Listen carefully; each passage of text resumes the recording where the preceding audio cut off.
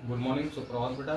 बेटा क्लास 10 में चैप्टर 5 में 5.3 देखिएगा बुक में क्वेश्चन नंबर 18 कहा है कि मतलब ये क्या है, एक अर्धवृत्त है। बेटा क्या है ये? एक अर्धवृत्त है। क्वेश्चन क्या कह रहा है कि अर्धवृत्त है, इसकी जो त्रिज्या है, त्रिज्या ये देखिए, जैसे ए से हमने क्या किया, एक वृत्त बनाया ए से, ये हमारा एक अर्धवृत्त बन गया। अर्धवृत्त की ये त्रिज्या जो होती है वो त्रिज्या आपकी क्या है, ये आपका दिया है 0.5।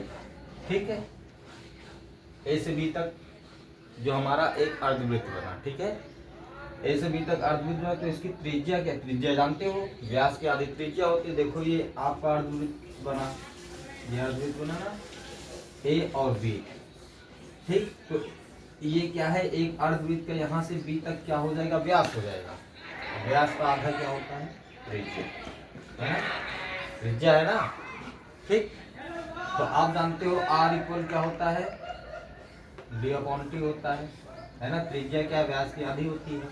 ठीक है, आर इक्वल क्या होता है, डी इक्वल, तो त्रिज्या क्या होती है, व्यास की आधी होती है ना। अब हमें व्यास यानी कि डायमीटर निकालना है, तो ये 2r हो जाएगा। यानी कि डायमीटर क्या होता है, जो रेडियस होता है, रेडियस का ट्वाइस होता है। रेडियस का ट्वाइस हमारा क्या होता है, रेडियस का ट्वाइस क्या होता है जी, रेडियस का ट्वाइस होता है आपका डायमीटर। ठीक है, तो डायमीटर रेडियस का ट्वाइस होता है, यानी कि व्यास आपका त्रिज्या का दुगुनी होता है। ठीक है ना। तो इसमें यही बात कही गई। ऐसे करते करते ये देखो हम ये बनाएंगे, तो ये जो बनाएंगे इसकी लंबाई भी कुछ होगी। मान लो एक तार ले लो, तार को लपेटो।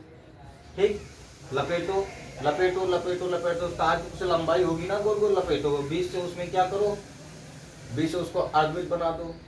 तो अर्धवृत्त बनाओगे, जो खंड खंड खंड किया करेगा अर्धवृत्त को, ठीक है, तो वो क्या हो जाएगी, त्रिज्या हो जाएगी। अर्धवृत्तों की क्या हो जाएगी, त्रिज्या, है ना। अब कुल जब सभी को जोड़ेंगे तो उसको हम चाहे व्यास बोले या कुल लंबाई बोले, है ना। ठीक है ना, तो त्रिज्या मतलब कि जो त्रिज्या होती है उसको व्यास भी बोल सकते हैं, यूं भी कह सकते हैं कि लंबाई, है ना। लेकिन इसमें देखो क्या पूछा है कि अर्धवृत्तों से बने इस सर्पिल की कुल लंबाई, यानी इस सर्पिल की जो लंबाई है, ये जो सर्पिल बना है इसकी कुल लंबाई है बाबू। सर्किल की लंबाई जो बन रहा है, ध्यान दीजिएगा, सर्किल की लंबाई मतलब क्या होता है, परिधि, है ना। जैसे आप ये सर्किल बना रहे हो, मानो इससे बना रहे हो ना, ये सर्किल बन गया, चलो ठीक है ना।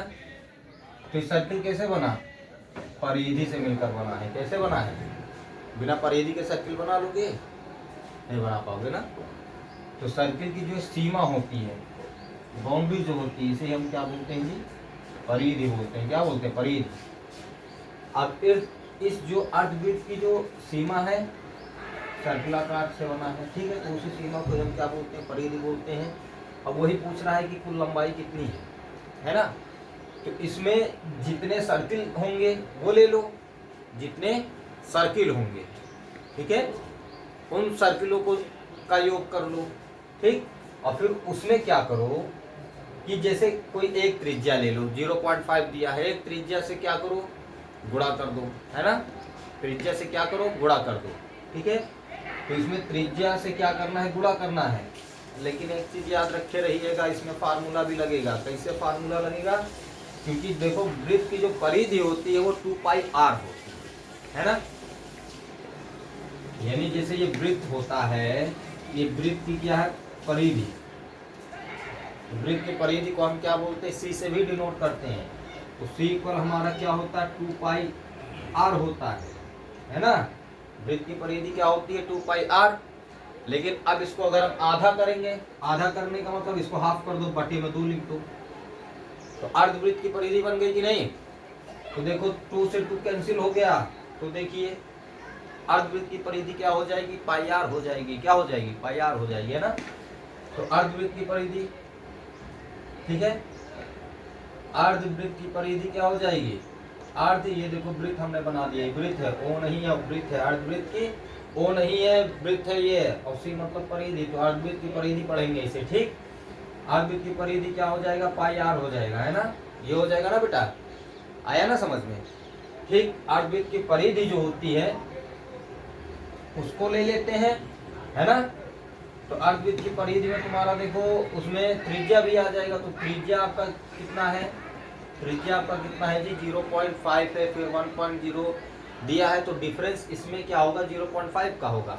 अब देखो 0.5 से अगर आप 1.0 में जाओगे तो कितना डिफरेंस आएगा जी 0.5 आएगा। ठीक, अब इसमें जाओगे फिर इसके बाद 1.5 आ रहा है, तो 1.5 और 1.0 में कितना डिफरेंस होगा त्रिज्या वाला, देखो त्रिज्या में डिफरेंस 0.5 का तो होगा ना, तो 0.5 ले लो जो सर्वांतर होगा। ठीक है, सर्वांतर मतलब जिसमें सभी अंतर बराबर हो, तो 0.5 अगर आप त्रिज्याओं में देखोगे बराबर होगा।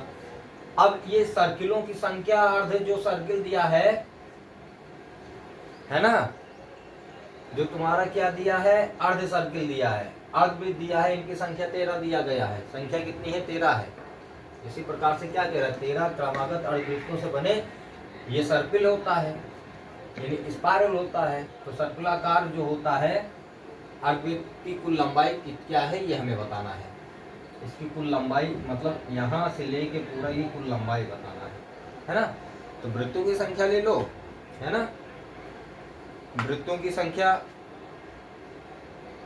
n है, उसके फार्मूले पे रख लो और इसमें क्या कर लो जो आपका अर्धवृत्त का सूत्र होता है उससे गुणा कर दो। ठीक, ये परिमाप होता है।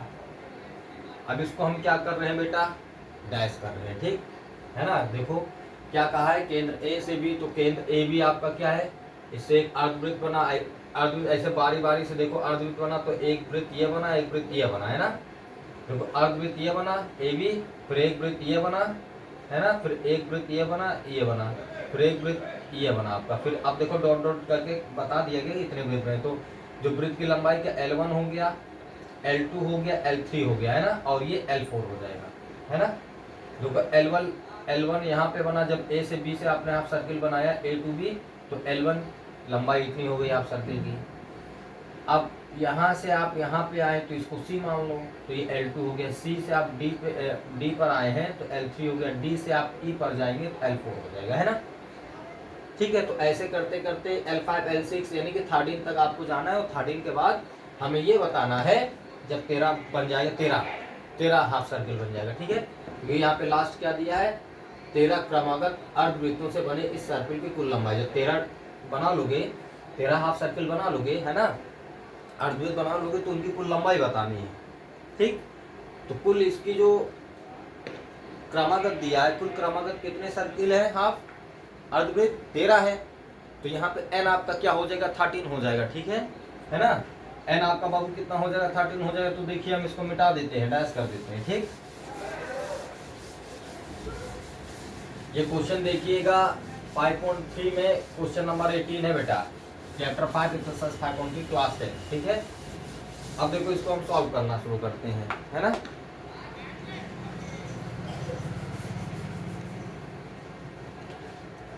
तो यहाँ पे सॉल्व लिखिएगा, सॉल्व, है ना।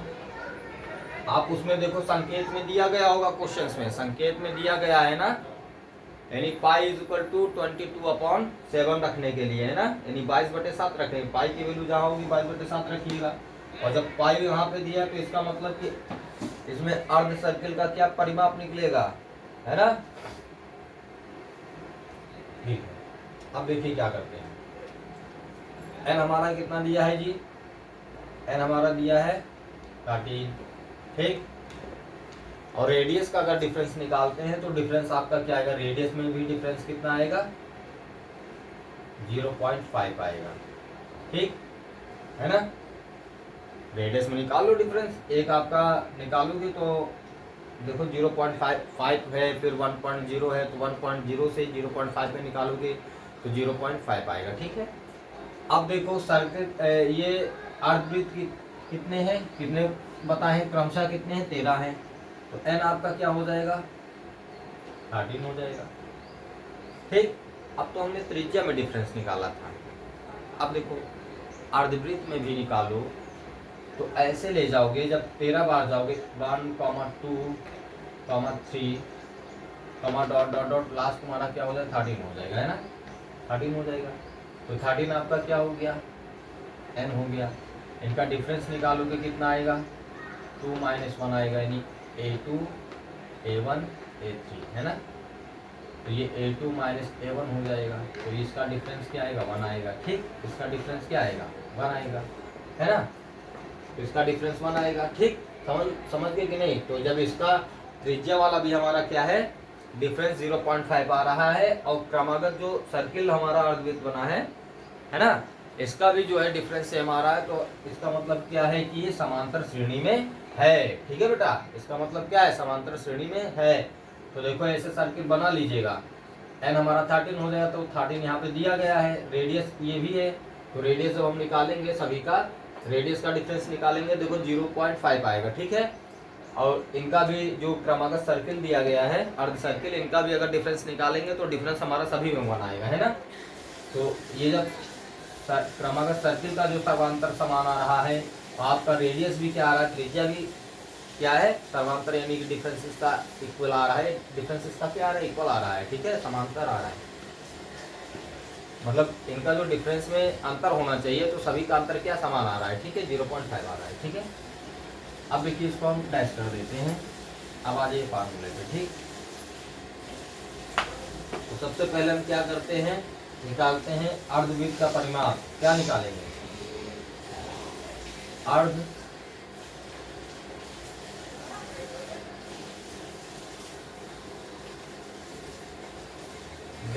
का, अर्धवृत्त को ऐसे भी डिनोट कर सकते हो। ठीक है, क्योंकि ये आधा वृत्त होता है, ऐसे बना के लिख सकते हो। ठीक है, ब्रैकेट में रख दिया है, अर्धवृत्त का परिमाप। अर्धवृत्त का परिमाप क्या होता है, ए बाबू देखो, अगर हमने कहा कि वृत्त का परिमाप निकालो, तो वृत्त का परिमाप आपका क्या होता है, ये वृत्त मतलब पूरे वृत्त का परिमाप क्या होता है, 2πr होता है ना। और जब इसका आधा निकालेंगे तो ये हाफ हो जाएगा, तो इसमें बटे में 2 लिख दोगे तो कट जाएगा, क्या हो जाएगा, πr हो जाएगा ना, πr ही तो होगा। ठीक, तो अर्धवृत्त का परिमाप क्या हो जाएगा, πr हो जाएगा। ठीक, ध्यान रखे रहिएगा। अब यहाँ पाई की वैल्यू क्या कहा है कि 22/7 रख दो, और आर आपका कितना आया है, 0.5 आया है ना। ठीक है, ध्यान रखे रहिएगा, क्या रखेंगे, 22/7 गुणे 0.5 रख देंगे। ठीक है ना। तो क्या करते हैं, 0.5 से मल्टीप्लीकेशन कर दो, है ना, 0.5 से मल्टीप्लीकेशन कर दो, तो 5 से मल्टीप्लीकेशन कर दो, 5 पूजा क्या हो जाएगा, 5 पूजा 10, और 5 पूजा 10 1 11 हो जाएगा। क्या हो जाएगा, 11 अपॉन क्या हो जाएगा, 7। तो यहाँ पे 0.1 नंबर के बाद है, तो यहाँ पे पॉइंट क्या हो जाएगा, तो ये 11 अपॉन क्या हो जाएगा जी, 7 हो जाएगा, है ना। चेक कर लो, तो अगर 22 में हमने 0.5 से किया, तो ये हमारा इतना आ जाएगा, 0 से करो 0 आ जाएगा, 11 आ जाएगा। ठीक है, 11.7 आ गया। ठीक, कितना आ गया, 11.0 अपॉन 7 हो जाएगा। ठीक है, तो ये आपका क्या हो जाएगा, 11/7 हो जाएगा। ठीक है, अर्धवृत्त का परिमाप हमने यहाँ से निकाल लिया। ठीक है, अब अर्धवृत्त के परिमाप और इसकी जो कुल संख्या है, मैं क्या करूँ, गुणा कर देंगे तो इसकी कुल लंबाई आ जाएगी। ठीक, अब देखो इसको हम डैश कर देते हैं, क्या आ गया, यानी 11.0/7, यानी कि 11/7 आ गया। ठीक है, अब देखो इसको डैश कर देते हैं ना।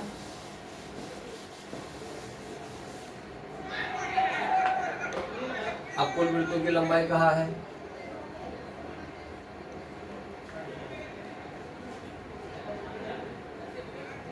है ना।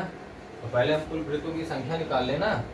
ठीक, हम क्या निकालते हैं, कुल वृत्तों की संख्या, 13 वृत्त है ना, यहाँ हेडिंग लिखो,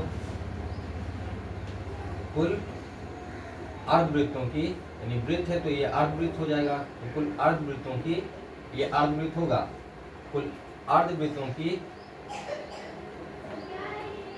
संख्या।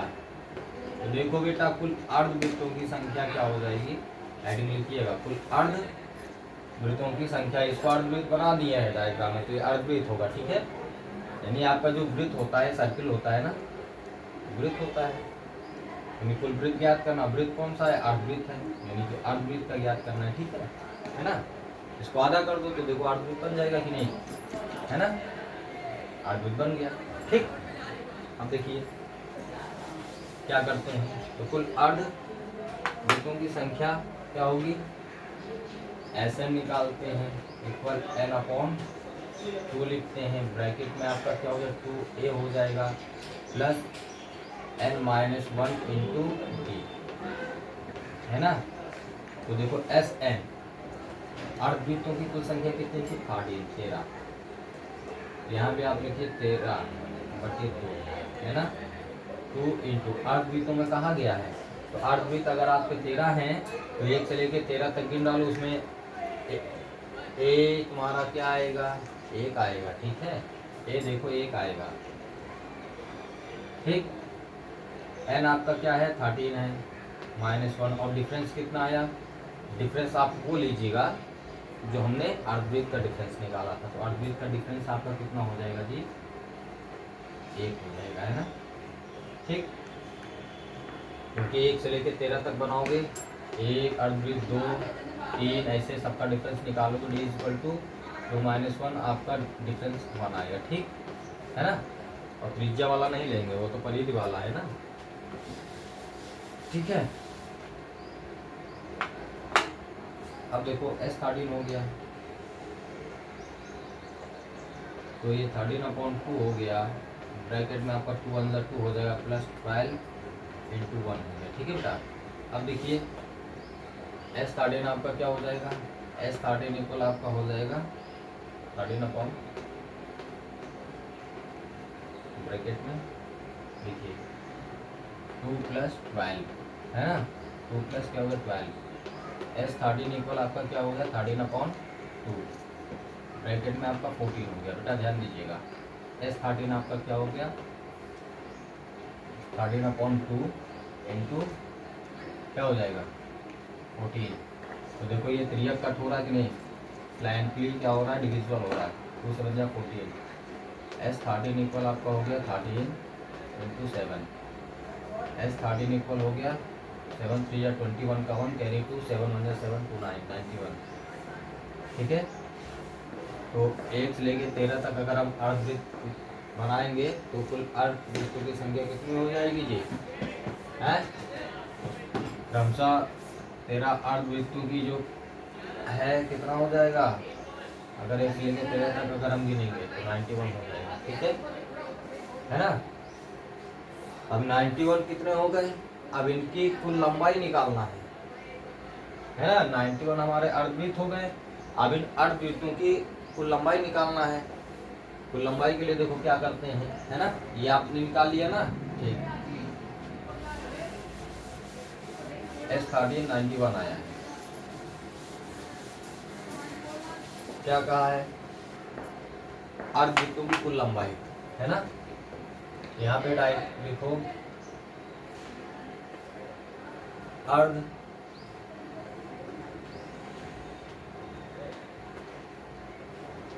वृत्तों की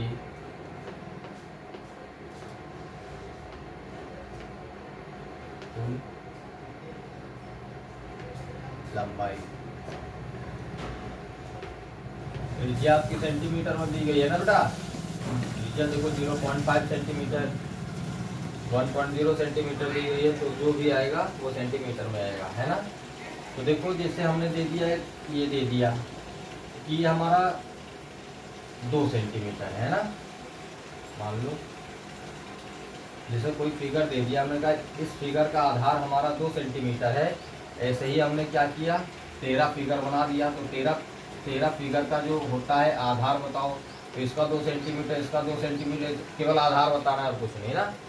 तो आधार केवल हम देखेंगे, तो 2 इसका दिया, इसी तरह 13 बना दिया है, तो कहा 13 बार 2 को जोड़ोगे, 2 से 13 में गुणा कर दो, यानी कि ये आधार एक फिगर का है और टोटल फिगर कितने हैं 13 है जी, ठीक है। तो एक आधार ले लो और टोटल फिगर ले लो, गुणा कर दो, देखो 26 सेंटीमीटर आएगा कि नहीं, अगर ये 2 सेंटीमीटर दिया गया है तो एक फिगर ले लो, एक फिगर का आधार ले लो और जितने फिगर का पूछा है आधार उतने फिगर में क्या कर दो, उसे गुणा कर दो, आ जाएगा, ठीक। केवल आधार पूछा है तो ध्यान देना, तो इसी तरह इसमें भी पूछा गया है ना। तो इसमें ये अर्धवृत्तों जो हो गए ये क्रमशः 13 बने हैं, 13 अर्धवृत्त बनाए गए हैं, लेकिन है कितने, 91 आया है।